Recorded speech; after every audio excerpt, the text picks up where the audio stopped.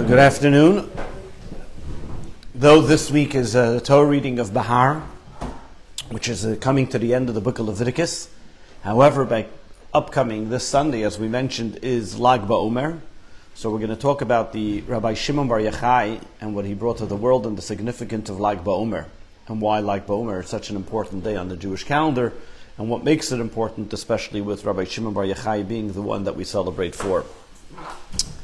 When we talk about it, it also has a connection with last week's Torah reading, which was the mitzvah of counting the Omer. And this week's Torah reading tells us about the laws of the sabbatical year and other laws pertaining to the Jubilee year and many other laws that conclude with the book of Leviticus. While next week we read about the second and the last Torah reading, which has in it the consequences for not following the commandments. And just an interesting thought was we'll get to it next week, but we'll find that before Shavuos and before Rosh Hashanah are the two times of the year that we read those consequences as in preparation for the giving of the Torah and as in preparation for Rosh Hashanah. But getting back to the time that we're in, just also another note, which we're currently this week, is Wednesday is going to be Pesach Sheni, the second Pesach. It's a custom to eat matzah on that day. So you can finish your leftover matzah from Pesach on Pesach Sheni. And that was the second chance for anybody that we also read about in last week's Torah reading.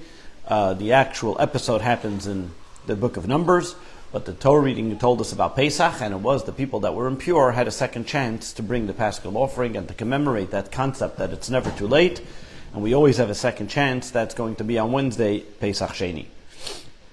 So now let's talk about Lag BAOMER. If there's any person that after hundreds and thousands of years, you still remember him, will give you some type of hope and impetus and salvation and letting you know that you're never forgotten, is probably the great sage, Rabbi Shimon Bar Yochai.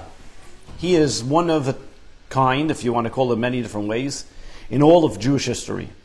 There is no other person that you can compare him to, while in Israel itself, just to give you a little example, the two most visited places in Israel is the Western Wall and Meron, the burial place of Rabbi Shimon Bar Yochai. Rabbi Shimon Bar Yochai's date of passing was Lag BAOMER, and is probably one of the only well-known Talmudic scholars that we even know his date of passing, let alone the amount of people that celebrate it. It is commonly celebrated with bonfires all over Israel. Unfortunately, this year in Israel, they will not be allowing people to go to Meron for Lag BAOMER because it is very close to the north, and there's an Air Force base right next to it, and it became a target for Hezbollah, which is constantly shelling it. And therefore, it's too dangerous to allow thousands of people that usually they have hundreds of thousands. Unfortunately, I don't know if you recall, a few years ago, there was a terrible stampede where 50 people were killed. But it is a place where thousands upon thousands of people convene on the day of the yahrzeit of Rabbi Shimon Bar Yochai. Actually, my daughter, this past Shabbos, spent Shabbos there in honor of Lag BAOMER because they couldn't go there later on, so they were there as well. But it's a place where people come from all over the world. They go there to especially for the third birthday, to be able to cut the hair at Rabbi Shimon Bar Yochai. And one of the things that we find unique, what is so special about Rabbi Shimon Bar Yochai, that number one, this is the only yahrzeit, the only date of passing that from all Talmudic scholars, A, that is celebrated, and B, that is so well known. There are many other great Talmudic scholars, Rabbi Yochanan ben Zakkai, who was the teacher of Rabbi Shimon ben Yochai, Rabbi Akiva. We don't know his date of passing. We know some of them were from the 10 people that were killed by the Roman emperor. But we don't, what's so special about Rabbi Shimon Bar Yochai that all of a sudden, that this is, A, that we know the date of his passing, we celebrate the date of his passing, and not only that we celebrate it, usually when it comes to the date of a passing of a tzaddik, it's a sad day, a day of repentance, reflection. But on the contrary, the day of Rabbi Shimon Bar Yochai became a day of jubilation and great excitement. And not only is a day of jubilation and great excitement, but you're not even allowed to fast. And we don't even say Tachnun, which is the confessional prayer. Where does this all come from? And the first time this is addressed is found in one of the commentators, on the first commentators on the Mishnah, a fellow by the name of Rabbi Ovadia Bar Tanura. And he was the rabbi of Jerusalem about 550 years ago.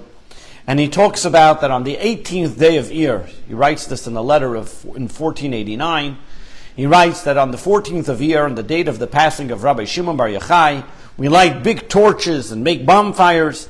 And many people who were barren gave birth to children. Many people who were sick became healed. And in many people who became much better because of what they have done on that day.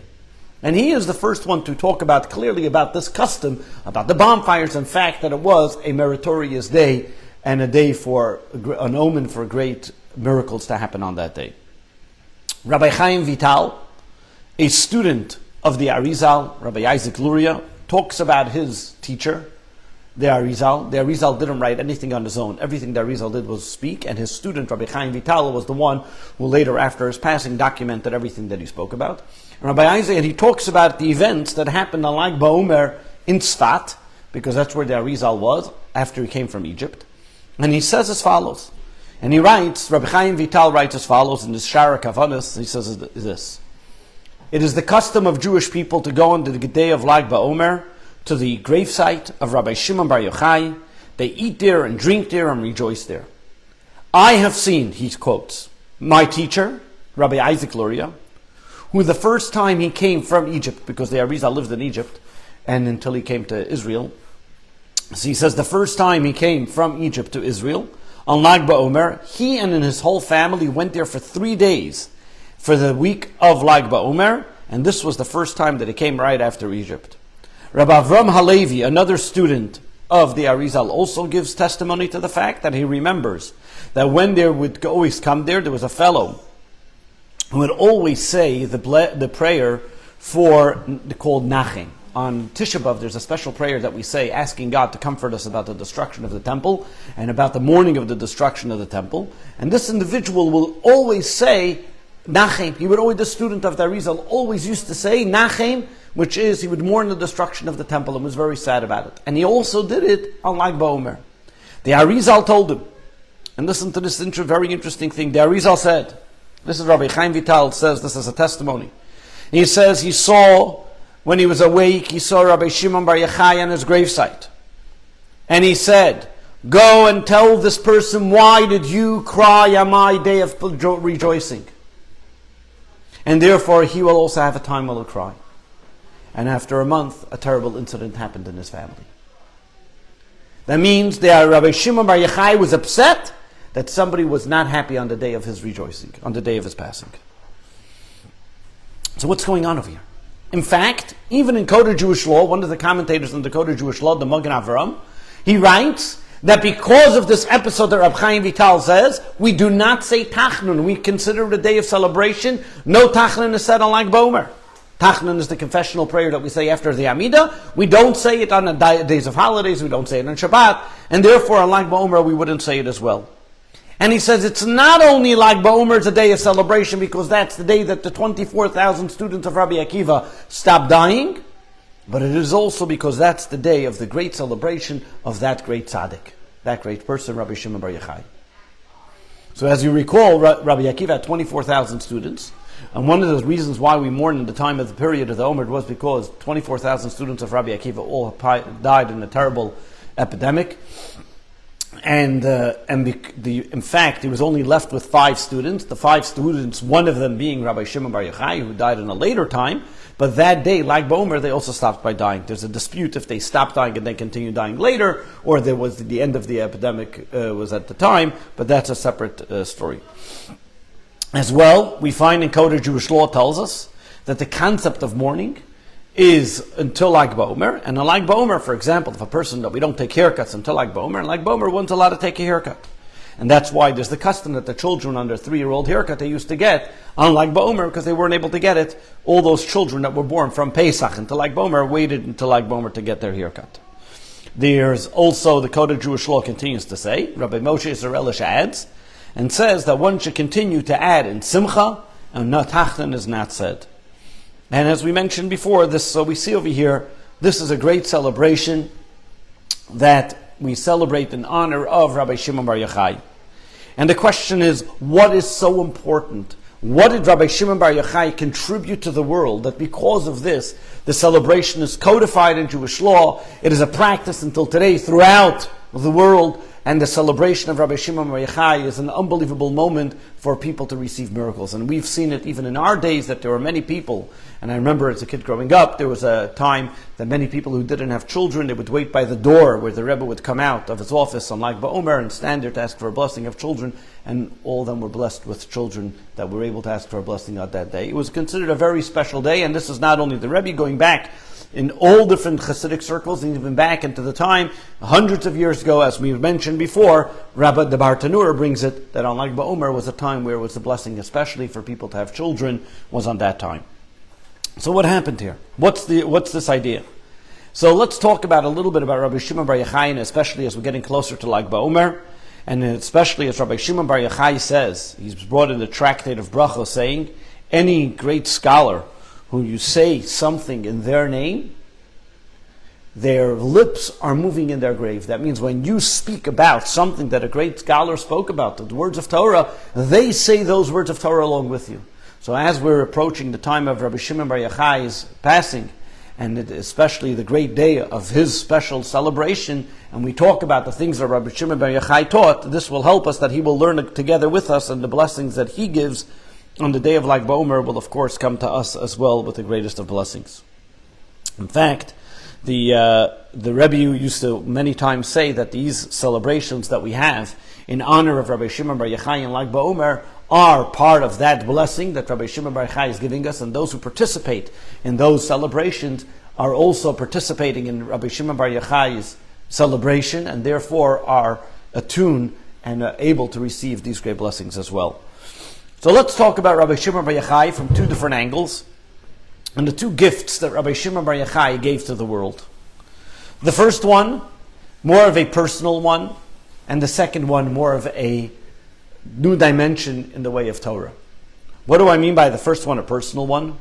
Rabbi Shimon Bar Yochai was the first one who was willing to take on the world's problems. What does that mean?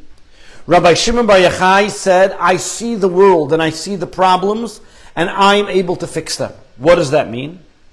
Rabbi Shimon Bar Yochai was somebody who was able to connect the physical and the spiritual. And Rabbi Shimon Bar Yochai said the following statement. It's brought in the tractate of Sukkah. Rabbi Yirmiyah says in the name of Rabbi Shimon Bar Yochai, I can exempt the entire universe on the day of judgment. I can be the one that if I would be their defense, they would all be acquitted on the day of judgment.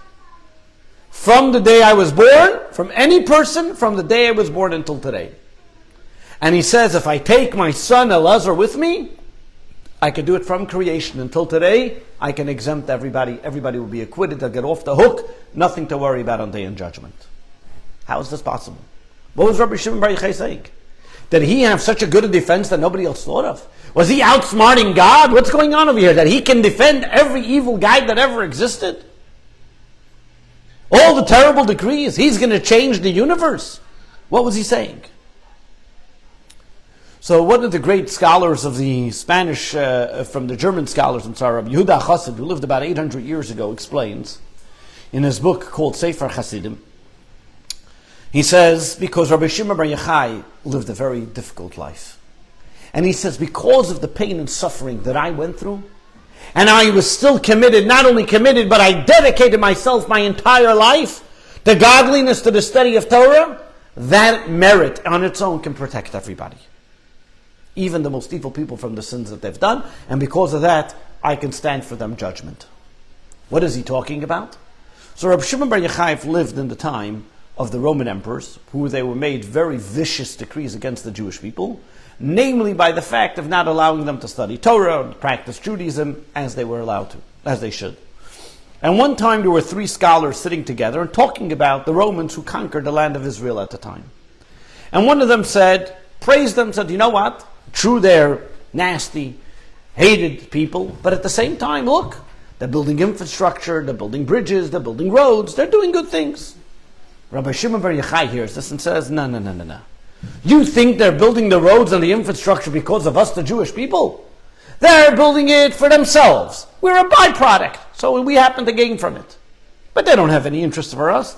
All their interest is just to hurt the Jewish people.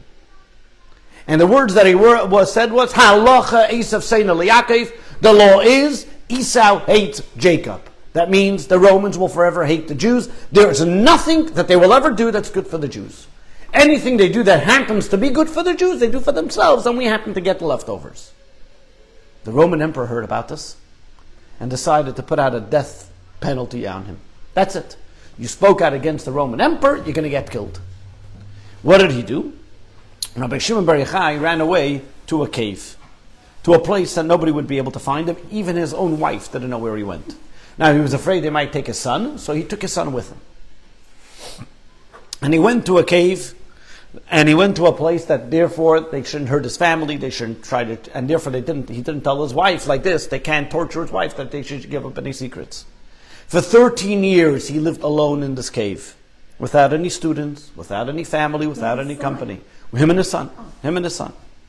They lived there, all they ate, God made a miracle, a boxer tree, a carob tree, grew right in front of their cave.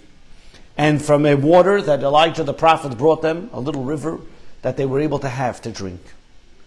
A whole week, they would sit in sand until their necks, because they only had one pair of clothes, and they would only put on their clothes when they would want to say God's name, when they would pray, and for Shabbos. The rest of the week, they would sit in sand until their necks.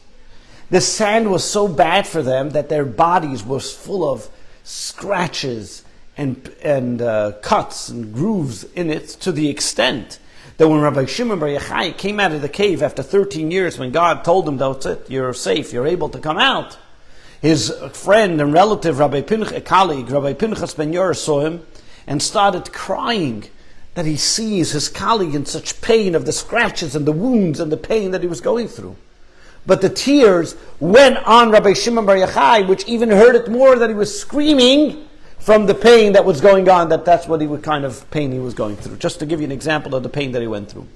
But Rabbi Shimon Bar Yochai told Rabbi Pinchas ben Yair, because of the pain that I went through, that's why I was able to study Torah. That's why I was able to acquire the Torah to the extent that the Talmud says that Rabbi Shimon Bar Yochai and his son study of Torah on the level that they're exempt from any other mitzvah, because their Torah is on the highest level possible one can be. To the extent, Rabbi Pinchas ben Yair explained that if before he went into the cave, when Rabbi Pinchas ben Yair, when Rabbi Shimon Bar Yochai would ask a question, Rabbi Pinchas ben Yair would answer 24 answers. Now Rabbi Shimon Bar Yochai would answer 24 rebuttals to the answers that Rabbi Shimon Bar Yochai would. That means his level of learning Torah was existentially more than ever it was before. Rabbi Shimon Bar Yochai was an individual who never had a sin. And therefore he says, with the pain and suffering that I went through, that in itself can defend anybody else from sin that they've done. Interesting thing is, while Rabbi Shimon Bar Yochai was alive, one of the things unique, there was never a rainbow seen in the sky.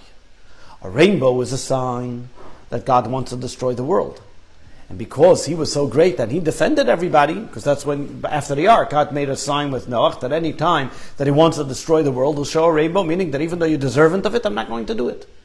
And during the lifetime of Rabbi Shimon Bar Yochai, there was never a rainbow seen to show his greatness, that he is able to defend and support the whole world because of his greatness. Yes? Doesn't that seem like he's a little vain? So he's not preaching his greatness. Yeah, I understand. Doesn't sound egotistic saying, look how great I am. In fact, he wasn't, first of all, he's not saying it in his, Rabbi Yirmiyah said it in the name of Rabbi Shimon Bar Yochai. And this was a way to describe the greatness. Now, Rabbi Shimon Bar Yochai wasn't a person of ego, because his whole life was saturated with the study of Torah. So when he's giving an example, not about his greatness, about what the level that we can bring the world to, as we're going to see in the next explanation. Continuing in this type of idea, there's another idea to how this is explained, in this exact thought, by a fellow by the name of Rabbi Shalom Mordechai Shvadron, one of the great rabbis of Galicia, who at the unveiling of his wife, which was on Lag BAOMER, said a fascinating thought about this Talmud. And he says as follows, and here it takes a little bit of a Talmudic analysis. In the Talmud, there's a law pertaining to Shabbos. That means on Shabbos, in order for one to consider desecrating the Shabbos, you have to do the law, the abrogation, on your own. That means, let's take for an example. The abrogation is you're not allowed to plow a field, or you're not allowed to carry from a public domain to a private domain. So if, let's say, I take a small little item that I can carry it on my own, then that's called desecrating the Shabbos because I'm able to do it. But what about it's a massive beam? And the only way I can carry it is if two people carry it. And I go and carry it myself, or let's the opposite way. Let's say I take a piece of paper, and two people carry the piece of paper together from a public domain to a private domain. You don't need two people to carry it. But because two people were carrying it, therefore they're both exempt. Why? Because it's not done the way you normally carrying things, and two people that do something at the same time while one person can do it, they're not considered as if they desecrated the Shabbos. Now what does it mean, exempt? That means they're exempt from any death penalty or bringing a sacrifice or anything of that nature. It doesn't mean it's allowed to be done, but it means that they're exempt from the desecration of Shabbos. Now the question is, what happens if there is a case where two people, something that one person can do on his own, but he did it on his own? That means, for example, this very heavy beam, that you need two people to carry it. But this guy said, I'm going to do it myself. Did he desecrate the Shabbos or not? Because usually you need two people, but he went ahead and did it himself. And this comes to a debate. The rabbis, majority of the opinion says, this is considered work, and therefore he desecrated the Shabbos. Rabbi Shimon Bar Yochai said, no. Because at the end of the day, what did this guy do? He only did a half a job. And you are not considered desecrating the Shabbos if you do a half a job. A half a work is not considered work. What does this mean? What is he telling us over here? What is Rabbi Shimon Bar Yochai? Now that you know this thought about Shabbos, let's apply it to what Rabbi Shimon Bar Yochai says now. When a person does a sin, when a person, God forbid, does something wrong in this world, who's doing the thing that's wrong? Who's doing it wrong? The body. Does the soul want to do it wrong? No. But the body and the soul have to work in tandem. So what's happening here? The body is doing something that the soul rejects. So this body is doing it on its own, a job that's meant to be done with the body and soul. So are they obligated or not obligated? Not obligated, according to Rabbi Shimon Bar Yochai. According to the sages, who they say that even if one person does the job, he's considered doing the work. You're obligated. But according to Rabbi Shimon Bar Yochai, who says you only desecrate the Shabbos only if you do it two together, and because over here the body and the soul did not do it together, therefore the body can come to the soul, the body and soul can tell God, hey God, the soul says, I didn't do it, the body did it. The body can say, I did it on my own, we're not obligated. And therefore Rabbi Shimon Bar Yochai says, with my logic, the whole world has done nothing wrong. You can defend the whole world and say they did nothing wrong. Because it was only their body and not their soul. Their soul rejected it. In fact, he was not the first person to come up with this idea. There was an interesting relationship that Rabbi Yehuda HaNasi, the author of the Mishnah, had with Antoninus. The Antoninus was considered, according to some, he was a Roman emperor, but he was a very distinguished individual governor in Jerusalem by the name of Antoninus, a Roman fellow. And they would always converse and have a lot of different questions. And one time, he had a question to Rabbi Yehuda HaNasi, and he asked the following question. He said, who does God punish after 120? When you come up to heaven, who does God punish? The soul. He says, why is the soul getting punished? The soul did nothing wrong. It's the body that did all the problems. Why is the soul the one getting punished? Legitimate question. Not only that, the soul doesn't want to go against God's will. The soul is a piece of God that doesn't want to do something that's against God's will. So why then is the soul getting punished? So what does Rebbe answer to Antoninus? He says, you're right. The punishment doesn't happen when they come up to heaven. That's only a cleansing process. The true punishment happens in the world to come. In the time when there will be the resurrection. And the body and soul comes together. And that's when there will be the punishment. Rebbe gave him the following example. He says, he'll tell you a parable. He says, imagine a king has a beautiful orchard. Now he knows if he's going to get guards to protect the orchard, they're going to get tempted by the fruit in the orchard, and they'll snatch a few fruit here, a few fruit there, and he might not be left with anything. So what did he decide? He got 2 guards, 2 security guards. One was a cripple, and one was a blind. The blind guy didn't see the fruits. And the crippled guy couldn't reach the fruit. Like this, they'll be able to watch, they'll be able to protect the orchard, but on their own, they won't be able to do anything. All of a sudden, the king comes to the orchard one day and he sees all the fruit are missing. So he says, what's going on over here? What did you do? What happened? The blind guy told the crippled guy, come here, you go on my shoulders, you direct me, and together we'll have a party. What did the king say? The king said, Taka, on your own. You both, because the crippled guy said, I ate from the fruit. I couldn't have done it. I'm a cripple. The other guy said, I ate from the fruit. I'm a blind guy. I don't see what it is. So the king said, you know what? Get on top of the guy's shoulders and then I'll beat you and then you'll be able to get the punishment. So too God says. Right now when you come up after 120, it's only the soul. I can't punish you, right? But it's going to come the world to come. The time when there'll be the resurrection. Then the soul and the body are going to be together. You'll recognize what you did wrong. Then you'll get punished. But that answer that Rebbe gave is only according to the sages. According to the sages that you get punished only for doing a half a job. It makes sense.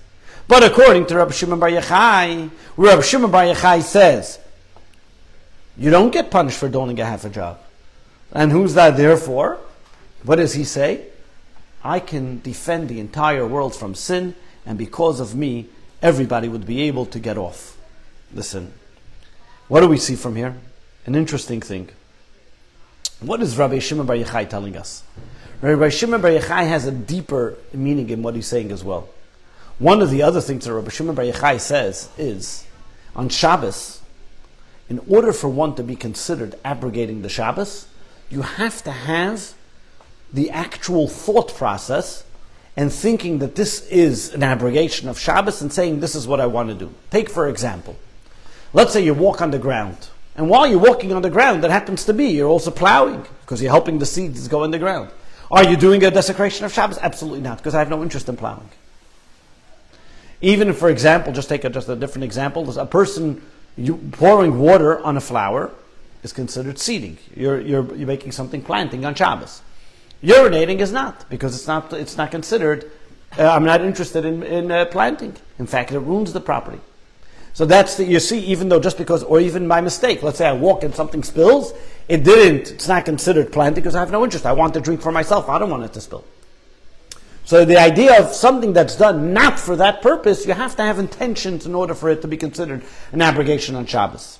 Rabbi Shimon Bar Yochai says the same idea. Something that somebody has no intent in doing, he's not considered liable for. He says the same idea is also when it works if you look at the individual. And this is why he says, I can make sure everybody's acquitted. Why? Because every sin that a person does, maybe the body wants it, but the soul doesn't want to go against God. A soul does not want to rebel against God. A soul is a piece of God. A soul doesn't want to go against its creator.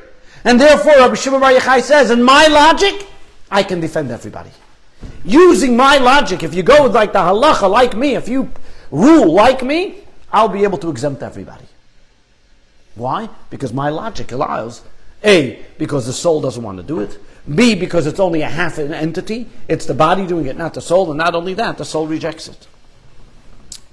Now, even though the halacha, Jewish law, does not rule like Rabbi Shimon Bar Yochai, therefore he uses the terminology, I would be able to. He doesn't, because the halacha is not like him. However, here's something unique. On the day of somebody's passing, he then becomes the halachic authority. There's one day, even though throughout the year we don't rule like him, but on the day of their passing, then we rule the halacha like them. What is the day of Rabbi Shimon Bar Yochai's passing? It's Lag BAOMER. Being the Lag BAOMER is the day of Rabbi Shimon Bar Yochai's passing, therefore we rule like him, and therefore he says on his day, we're all come clean. On his day, we're all considered meritorious, and that's why in the day of Lag BAOMER, it's such a special day that we can be attuned and accept and get such great blessings, because the halacha is like Rabbi Shimon Bar Yochai, and we're all exempt, and we're all acquitted. We have no sins. This is what we see, the idea on why Lag BAOMER is such a unique day. There's an interesting story brought to the same idea But once a chassid of the Alter Rebbe, of the first Chabad Rebbe, was not blessed with children. And he came to the Alter Rebbe many times asking him for a blessing.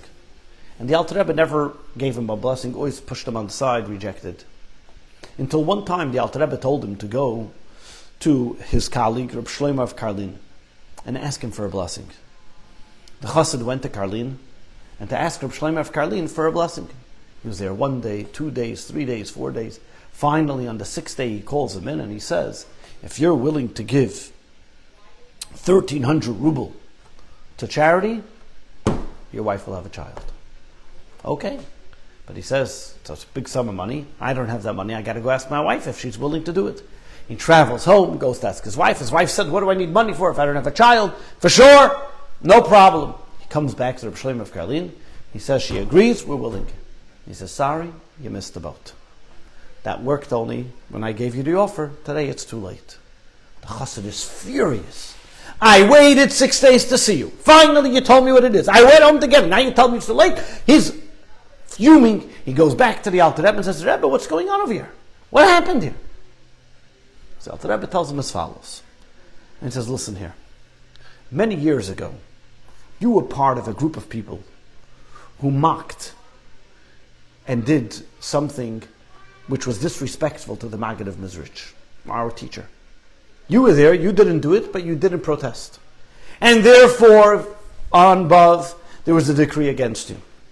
Now technically, according to the Talmud says that a person who says and mocks a great scholar, there's no way out for them. The only one that says there's a way out for them is Maimonides. Maimonides rules that if you give a certain amount of charity for a certain thing, and that is considered your repentance, and you're able to get out of it, and you're forgiven. Now the halacha, the law is not like Maimonides. You went to Rabbi Shlomo of Karlin. He waited until Chav Tevis, the 20th of Tevis, which was the date of the passing of the Rambam, because then the halacha will be like him, and you will be able to be, you'll get out, and you'll be able to be forgiven. The problem is, you went home, you came back a day later, it was no longer the halacha like Maimonides. So therefore, you missed out the opportunity, you got to wait till next year. This is what we see of interesting, again, Lag BAOMER. The halacha is like Rabbi Shimon Bar Yochai. The law is now ruled according to Rabbi Shimon Bar Yochai because this is the day of his passing. And therefore, on the day of Rabbi Shimon Bar Yochai's passing, when he rules that the body is not, that the soul is not responsible for the body's decisions, and therefore we are all acquitted, and therefore all of us are leveled and ready to be able to get those blessings on the holy day of Lag BAOMER. We see another fascinating story that this happened as well. Rabbi Shimon Bar Yochai's student, who was Rabbi Yehuda Nasi, the author of the Mishnah. A similar thing happened, the Talmud tells us, on the day of the funeral of Rabbi Yehuda Nasi. Rabbi Yehuda Nasi passed away on a Friday. And on the way back from his funeral, a voice of heaven came out and said, whoever participated in the funeral and the eulogies of Rabbi Yehuda Nasi has a direct line to the world to come. The Jerusalem Talmud explains what was going on. Why did that voice of heaven have to come out? And the Jerusalem Talmud explains that what happened was that Rabbi Yehuda Nasi passed away on a Friday. And people from all over Israel, he was the author of the Mishnah, he was considered a leader of the Jewish people, he was a wealthy person, a scholar. There was nobody like him in the terms of greatness and scholarly of impact that he had in the Talmudic times. So people came from all over Israel to mourn his passing, to his funeral. Now, they didn't have buses and cars to be able to get back home. It took some time until they finished escorting him back to his funeral, until they would get back home. Meanwhile, it's Friday afternoon. What happens after Friday afternoon becomes Shabbos. The problem is that this is going on for hours and hours, that they were talking about and eulogizing him and everything else. And what happened was a miracle happened, that the sun stayed, and it stayed light, and it never went down. The sun never set. So people never knew that it was yet the time of Shabbos. What happened was when people got home and they were seeing that the sun didn't set and they're getting ready, it's almost Shabbos, we got to get ready. But all of a sudden the rooster is crowing that it's the morning. So they felt, oy vey, we desecrated the Shabbos. Where were they all day by the funeral? But the sun was still out. So they were confused. Did we desecrate the Shabbos? Didn't we desecrate the Shabbos? So a voice from heaven came out and said, don't you worry, you're all getting a portion of the world to come. You didn't desecrate the Shabbos because you gave that great honor to this great Torah scholar. What we see over here is that the day, so you may ask, so why are they going to the portion of the world to come? Just say it didn't desecrate the Shabbos. Over here it's telling us that when we talk about the death of a tzaddik, the death of a tzaddik atones for the Jewish people just like Yom Kippur. And being that on the day of the passing of Rabbi Yehuda Nasi, he was the authority of the day, and there's an interesting dispute between Rabbi Yehuda Nasi and the other sages, if on Yom Kippur, do I need to do something to be repented for, or the day in itself repents whether I like it or not, and I can be sinning and I'll still be repented. Rabbi Yehuda Nasi says, the day itself is holy enough, it doesn't make a difference what you do, you're automatically repented. On the day of his passing, because the people participated in his funeral, that means they were connected with Rabbi Yehuda Nasi. Therefore, anybody that went to the funeral automatically was atoned for on their sins. Because the halacha, the law, is like him on the day of his passing. So again, we see the same idea that on the day of a person's passing, the law is like him, and therefore all those things, like Rabbi Yehuda Nasi, and so too Rabbi Shimon Bar Yochai, they atone for the entire universe, atone for the people who celebrate in their passing, or celebrate on their day of celebration. And by celebrating on Lag BaOmer in the holy day of Rabbi Shimon Bar Yochai, because the law is like him, we are then uplifted as well, together with that level. That's one, on a personal level, when we talk about Rabbi Shimon Bar Yochai's conviction and acquitting the world of any sin. But here we go to a second level, to a second stage of what Rabbi Shimon Bar Yochai has brought to the world. A gift that Rabbi Shimon Bar Yochai has given to every single world, to every single person. Whether we know it or don't know it, we have it. Which is the gift of mysticism, the mystical dimension of the Torah. If we count every single day between Pesach and Shavuos, we count the Omer. And in the counting of the Omer, there are two ways how we count the Omer.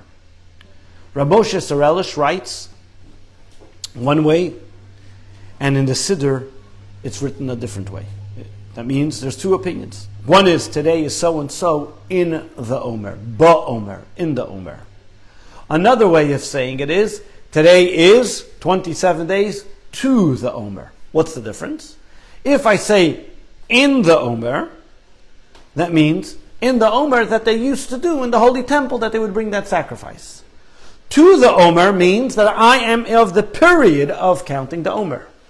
The bottom line is the way we do it in our Siddur, we still say to the Omer because we consider it as a positive commandment to count the Omer, even though it's not a biblical commandment, so we still say it's to the Omer. What's the only day that you say in the Omer? Yeah. Lag. What do we say? We don't say Lag La Omer. We say Lag BaOmer. In the Omer. Why all of a sudden do we change? If a whole time we're saying today is La Omer, why all of a sudden when it comes to Lag BaOmer do we say Lag BaOmer? So here's a little tidbit. You know who else passed away on Lag BaOmer? Rav Moshe Sorelish. So Rav Moshe Sorelish passed away on Lag BaOmer, so the law is like him on that day, so therefore we say Lag BaOmer. That's a little comment that some people say. But here's a little deeper explanation. And the Rebbe brings that over here what we see, a deep connection between Rabbi Shimon Bar Yochai and Moshe and Moses. Number one, a numeric connection. If you take the word Moshe, is the numeric value of 345. Take the word Lag BaOmer, is the numeric value of 345. The Kabbalah is telling us that there's an intrinsic relationship between Rabbi Shimon Bar Yochai and Moses. In fact, it's brought in Kabbalistic works that Rabbi Shimon Bar Yochai was a spark of Moses, and he, together with Moses, was there, so to speak, in Moses' soul, while Moses got the Ten Commandments and got the Torah from God. As we know that when Moses got the Torah, he didn't only get the revealed Torah, but he also got the hidden parts of the Torah, the mystical part of the Torah. While Moshe was the one that revealed the revealed part of the Torah he gave to us, the Rashbi, Rabbi Shimon Bar Yochai, was the one that revealed to us the mystical dimension of the Torah in the Zohar. If you look, the Torah is made up of 5 books. Chumash, Genesis, Exodus, Leviticus, Numbers, and Deuteronomy. Rabbi Shimon Bar Yochai also wrote a booklet in the mystical parts of the Zohar made up of 5 booklets, 5 books as well. And he says, and therefore many Kabbalists explain that Moshe himself gave that gift to Rabbi Shimon Bar Yochai of the mystical dimensions of the Torah. We attribute the authorization of the Zohar to Rabbi Shimon Bar Yochai. So while the revealed part of the Torah talks about the technicalities of the law, what the creation does, the mystical parts of the Torah talks about what the Creator does. While the revealed parts of Torah tells us what to do, the mystical part of the Torah tells us why we do it. While the revealed part of the Torah tells us the technicalities, the details of how we go about our daily life, of the details of Shabbat, of the blessings, and all the different types of laws that exist in the Torah. But the why and to who and the where is it all coming from? The background, the soul of it, is in the mystical dimension of the Torah. If we can look at the two of them, we can call the revealed part of the Torah. What Moshe gave us is the body of the Torah. What Rabbi Shimon Bar Yochai taught us in the Zohar is the soul of the Torah. And they both work in tandem. If you look at the Torah tells us, Bereshis bara, in the beginning God created the heaven and earth. Everything that exists on earth is written in the revealed Torah. But what about what happened before Bereshis bara? Before God created the universe? That I have in the Zohar. That's the mystical part of the Torah. And what's our relationship with the Torah? That's from the mystical part of the Torah. Now this idea is so important because you can have people that can study the revealed parts of the Torah. You can learn about all the technicalities. You can know all the laws of Shabbos. You can know all the different details. It's all wonderful. But what am I connecting with? What is my relationship with? Why am I learning it? Some abstract ego that I don't even know who it is, some man in the sky that I never met? It gives you a difficult time to relate to it. Why should I do all these laws if I don't know where it's coming from, what it's all about? So the mystical part of the Torah gives me the energy, the impetus, the excitement, the relationship that I should have when I study the Torah. When one studies the mystical part of the Torah, it gives them the ability to recognize to who created the universe, why, and everything that exists. It takes the creations that God made and changes it into something realistic. Godliness is not just some ethereal fact that may be something sublime that I have no relationship with, but that we can connect to in every single moment. This is exactly what Moshe started. Moshe, when the first time God meets him in the burning bush, what's Moshe's question? Who are you? What's your name? How to identify you? The next time Moshe is by Mount Sinai, what does he tell God? Show me your honor. Show me who you are. Moshe's quest was to see that spiritual endeavor. Moshe's quest was not only a quest, but he put it into the Torah. He put it into the Torah that there shouldn't only be a revealed part of the Torah, but there should also be a mystical dimension of it. And therefore Rabbi Shimon Bar Yochai gives us that window into seeing the mystical dimensions. He gives us the ability to see the system of evolution. He gives us the system to see the 10 different strengths, the 10 different attributes that God relates himself to the world. Telling us about the 4 formations, Atzilus, Bria, Yetzirah, Asiya. And those of you who came to the class that we had, the JLI class in the beginning of the year, may call studying this. Kabbalah explains to us the words, the letters, the ability how God became about to creating the world. Kabbalah has in it many different parts. Kabbalah has in it a part which is also practical Kabbalah. The Talmud talks about different scholars who use Kabbalah to create, so to speak, certain things. The Maral, who many want to talk about, Rabbi Yehuda Lowy, who was considered the great Kabbalist, was able to make the Golem. The previous Rebbe dates back that even Adam studied Kabbalah, had the book called Sefer Yetzirah, which is the book of creation, and that's why he was able to identify the different creations and give it its name and see the energy, the godly energy within each thing. A true Kabbalist who knows the practical Kabbalah is able to see in everything its mystical makeup. What makes it happen? What makes it tick? Take an example, what Kabbalah is. Take, for example, until psychoanalysis came about, what did people think? For thousands of years, people just looked at, this is what I want, this is what I need, this is what I take. There was never a deeper understanding as to why do I want it. All of a sudden Freud came along and said, a person doesn't just want something, he also has a why. He has a trigger. There's a reason. There's a reason of why a person has certain temptations, a certain different... Is that the id? Well, the soul is a different way, to a certain extent. So I'm looked up just giving that example. The psychoanalysis all of a sudden gave us the ability to say, oh, 1 second, I don't just want something because I'm just made out of flesh and blood. I want something because maybe nurture, nature, and all the different psychoanalysis, and you go through all the different theories and arguments about it. But the bottom line is, it opened up a new window into the thought process of the human being. The same idea is also when we talk about the idea of what mysticism does. Look at the world. The world, if you look, is made up of two stages. There's a dry land and there's the sea. What's the difference between the two? Generally, anything that's in the dry land is in the sea. The same way on the dry land you have animals attacking each other and that's the way to survive. So too in the fish. There's the bigger fish eat the smaller fish and everything else. And there's all the different things that exist within under the sea. But what's the difference between what's on top of dry land and what's under the sea? Things that are on top of dry land are independent. They can go from here to there. They can go all over. While things that are in the water gotta stay in the water. The moment they come out of the water, they die. They don't exist anymore. What is Judaism all about? Fusing those two together. Fusing the dry land and the mystical and the water. If you think about it, go step back. When the Jewish people came out of Egypt, God takes them through the sea, splits the sea. If any person looks on the map, they'll notice there was no reason to split the sea. Not only that, today you can see Egypt and Israel connected with no water in between. Ask Hamas, they have no problem connecting, going from Egypt, bringing arms, things. Why? Because there's no water in between. There is the Dead Sea, but it's a little bit later on. You don't have to cross the Dead Sea to be able to get into Israel.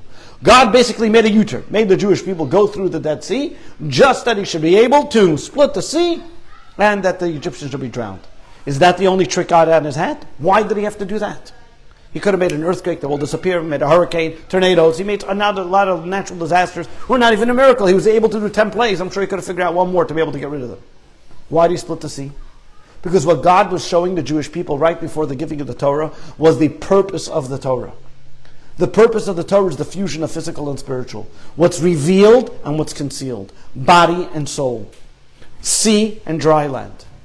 It's not separating the sea and dry land, but it's taking the sea and putting the dry land into the sea, taking the physical and bringing it into the spiritual, making the soul and the body work in tandem. Talking of Rabbi Akiva. When the first decree happened against the Jewish people that the Romans tried stopping the Jewish people from studying Torah, what did Rabbi Akiva said, I don't care what the Romans said, I'm going to teach Torah.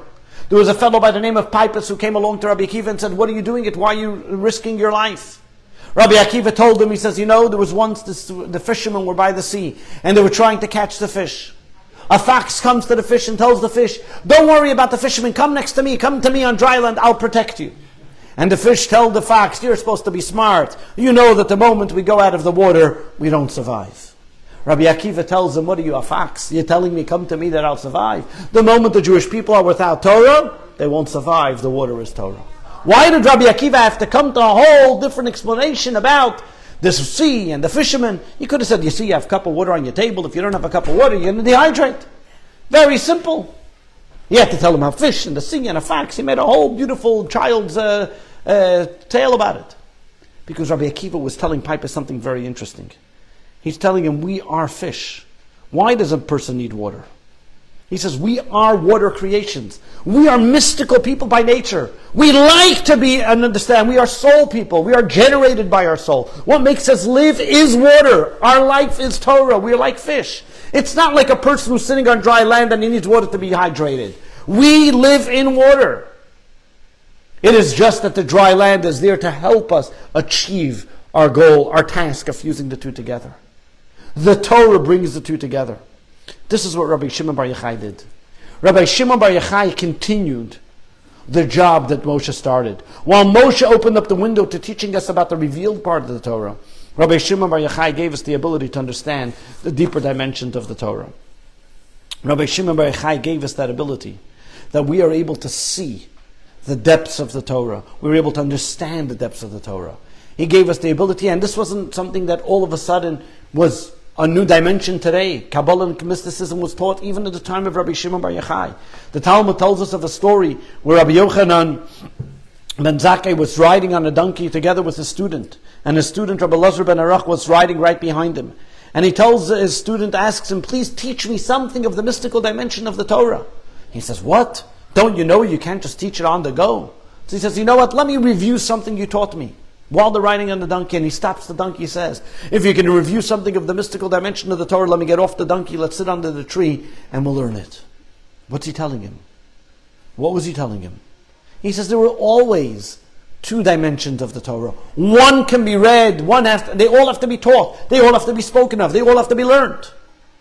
But one can be read because it's the revealed part of the Torah, so we can talk about it just even while we're riding on a donkey. But the other one is so intense, so important, so soulful, so mystical, you need to sit down, relax, understand what you're saying. What we see is over here, Rabbi Shimon Bar Yochai, not that he founded the Kabbalistic teachings. It was already from the time of Adam, as we mentioned. He was the first one to make a yeshiva. As in the words of the Zohar, Idra. He gathered a yeshiva together that they studied the mystical teachings of the Torah, and then it was transcribed later on by his student, Rabbi Abba.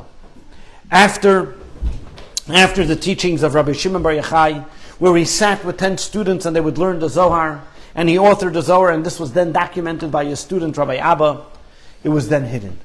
The world wasn't proper, it wasn't yet the time for the world to be able to learn it and study it. The world was already on a holy level, maybe it didn't need that extra dose of mysticism, they were studying it. And the word Kabbalah means transmission, receive, that it was passed down from one generation to the next, and each teacher to student. It wasn't something that was necessarily learned in public. Until about 1300 years ago, in the 1300s, about 700 years ago I should say, in the 700s, there was a Kabbalist by the name of Moses de Leon, that he was the one who revealed the Zohar and started learning it more in public. That's why some historical people want to say that he was the one that authored it. He wasn't the one that authored it. According to many of the most great commentaries, it was still attributed to Rabbi Shimon Bar Yochai, and it was then documented by his student, Rabbi Abba. But from then, all of a sudden, the Kabbalistic teachings started becoming more revealed, until the Ramak, Ramosha Cardavero, the Arizal, there was being more learned in public, and continued to be until we have today the teachings of Hasidism, which are all based on the Zohar and the mystical teachings. Over here, what we see, another dimension of Rabbi Shimon Bar Yochai. Rabbi Shimon Bar Yochai, basically, and this is why the relationship and why everybody, so to speak, feels that attachment to Rabbi Shimon Bar Yochai. Rabbi Shimon Bar Yochai gave us today that ability to see the window into the Creator of the world, the window to our soul, the window of our relationship with our Creator. Now we can understand why this day of Rabbi Shimon Bar Yochai is so important, why it's considered such a holy day, why it's considered a day of celebration. While maybe the day of Moshe is a day, the passing of Moshe is considered usually a day of fasting, of repentance, and the day of Rabbi Shimon Bar Yochai is a day of celebration. An interesting idea, just to put a fascinating concept, the day of Moshe's passing will always be the same day of the week as Rabbi Shimon Bar Yochai's passing. That means Moshe passed away in Zayin Adar, the 7th of Adar. This year, the 7th of Adar is on Sunday, and this year, like BAOMER, will be on Sunday. Always, it's going to match up the day of the week of Moshe's passing, and again, you see that intrinsic relationship. But what's so unique is because while Moshe revealed, because it's tzaddik, the passing of a tzaddik has in it 2 layers. It has the lower layer, which is the part that we understand, the part that we relate to easily, the revealed part, the sad part, the mourning, the loss. But then the passing of a tzaddik also has a higher level, which is what its impression, what it made, what it gave us the ability to see even deeper. Meaning the windows that it opened up, the ability that we are able to, with that greatness of the tzaddik, look at the difference of Rabbi Shimon Bar Yochai. Rabbi Shimon Bar Yochai, when he was decreed upon himself, when it was decreed upon him that he should be killed, he didn't run away to some foreign country. He stayed within that place, but went to a cave. He wanted to be with the people. That means what Moses did as an angel up in heaven, Rabbi Shimon Bar Yochai did in this world. He changed the world that he's in to be able to give it a fusion of spirituality. Moshe taught us the revealed part of the Torah. Therefore, we relate to Moshe from a revealed way, whatever hurts us. And therefore, his loss is a time of contemplation, a time of sadness. While Rabbi Shimon Bar Yochai gave us that window, that ability to see deeper than ourselves, that we look beyond the loss, beyond what the contributions that he gave, the ability to fuse the physical and spiritual, and this elevates our soul, and therefore it's a time of celebration. Rabbi Shimon Bar Yochai, just to finish with this point, with a quick story of Rabbi Shimon Bar Yochai. Rabbi Shimon Bar Yochai once had a student, went away,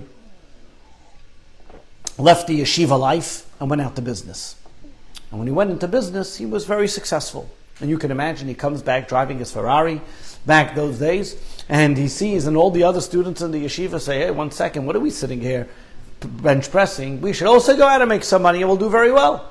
All of a sudden, Rabbi Shimon Bar Yochai sees that his students are having some desires for materialism. So he says, you guys want money? Come with me. And he went to the valley, and he said, valley, be full of gold coins. And all of a sudden, the whole entire valley was filled with gold coins.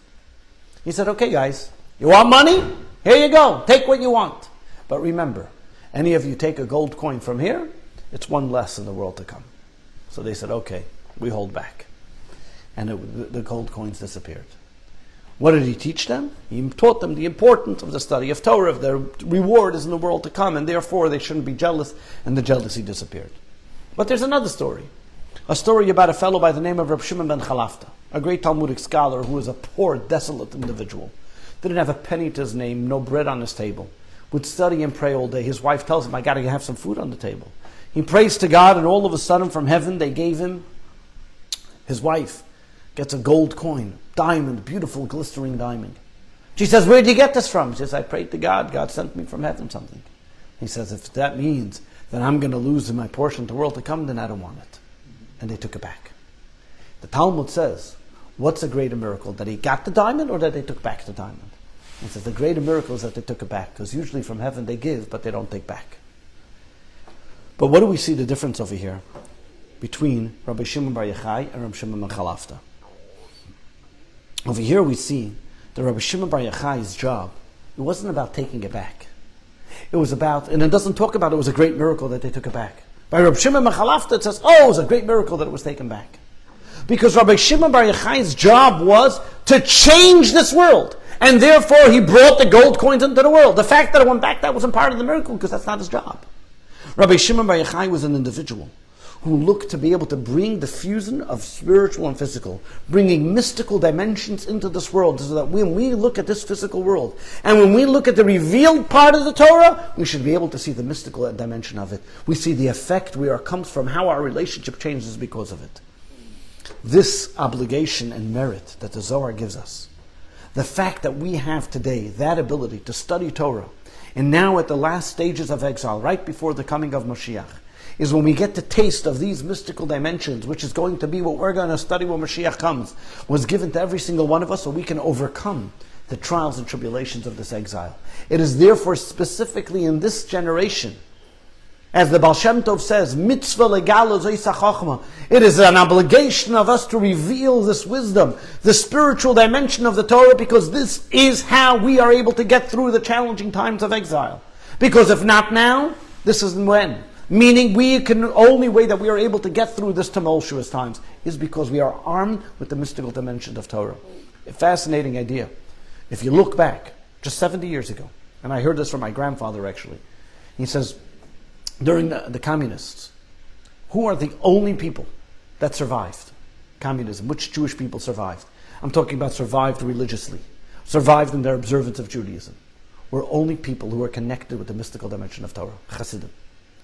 All the people who were great Torah scholars, all their children became communists. All their children, they themselves, many of them didn't survive. But if you look, who survived communist Russia, either they were very strong connections with Hasidic philosophy, studying the mystical dimension of Hasidus, or Musar, either one.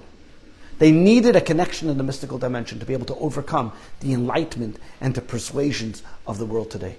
And it still applies today. If one only says, I study the revealed parts of the Torah, the challenges, that means you don't have a relationship with your Creator.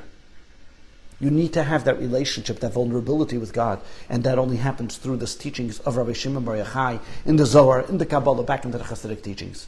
And for that reason, as we see, and on the verse, the Zohar tells us, Moshe told Rabbi Shimon Bar Yochai, in the Zohar it says, with this compilation, with this book, we will be able to go out of exile.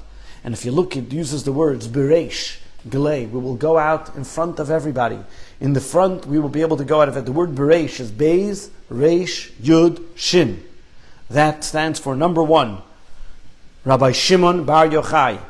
Number 2, Bereish can stand for Rabbi Yitzchak ben Shlomo, the Arizal, and Rabbi Yisrael Baal Shem Tov. All of them have those Beis, Reish, Yud, Shin, saying that with those 3 dimensions, the dimension of the Zohar, with the book of the Arizal, and with the teachings of the Baal Shem Tov, is what's going to bring Mashiach.